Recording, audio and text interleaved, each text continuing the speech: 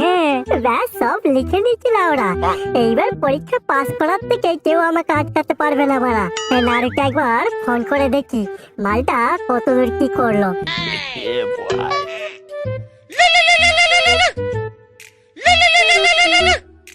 হ্যাঁ ভাই বল, কি হয়েছে? কিরে লাউরা, আজ পরীক্ষা কেমন দিবি বল? এই তো রে বড়া, পরে কিছু ছিটতে পারিনি, তাই বইয়ের পাতা ছিটতে বসেছি। এই দেখ, বড় প্রশ্নের উত্তরগুলো বেশি বেশি করে ছিঁড়ে রাখবি লাউরা। আমি বড়া সব এমসিকিউ গুলো নিয়ে যাচ্ছি, আর তুই বাকিগুলো নিয়ে চো, তাহলেই হবে। ও তুই চিন্তা করিস না বড়া, এবছর আমাদেরকে পাস করানোর থেকে কেউ রুখতে পারবে না। আর একবার যদি পাস করতে পারি, কলেজে ভর্তি হওয়ার পর সব মেয়েকে পটিয়ে নেবো লাউরা। ঠিক আছে, তুই তাড়াতাড়ি রেডি হয়ে আয়, আমি ঘর থেকে বেরিয়ে যাচ্ছি, বুঝলি? ঠাকুর ঠাকুর করে সব হয়ে গেল লাউরা। এইবার শুধু টুকলি গুলো পরীক্ষার হলে নিয়ে ঢুকতে পারলি কেল্লাভ হতে।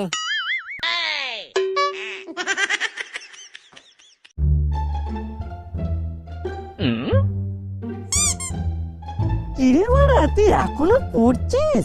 পরীক্ষার সব নম্বর তো তুই নিয়ে নেবে রে লাউরা।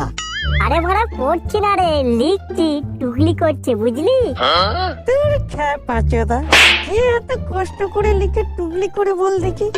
তার মানে তুই কি বলতে গেছিস? তুই কি মানে কোনো টুকলি করিসনি নাকি? কে বললো আমি টুকলি করিনি? আমি তোদের মতো লিখে সময় নষ্ট করি না, আমি মাইক্রোজোস করে সময় বাঁচাই, বুঝলি? শালা বোকা চোদা, আমাকে আগে বলবি তো মারা। এতক্ষণ ধরে লিখে লিখে আমার পেটে গেল, আর তুই আমাকে এখন শোনাচ্ছিস?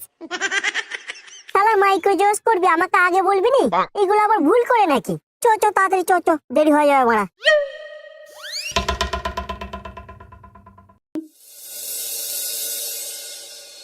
হাই বড়া, জেরক্সের দোকানের সামনে এত ভিড় কেন রে লাউরা? লক্ষ্মীর ভান্ডারের টাকা দিচ্ছে নাকি রে বড়া?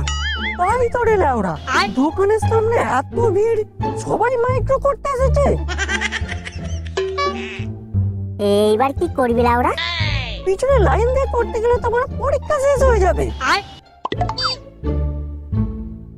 না না, আমার মাথায় একটা প্ল্যান এসেছে। চো, ও দোকানের সামনে চো।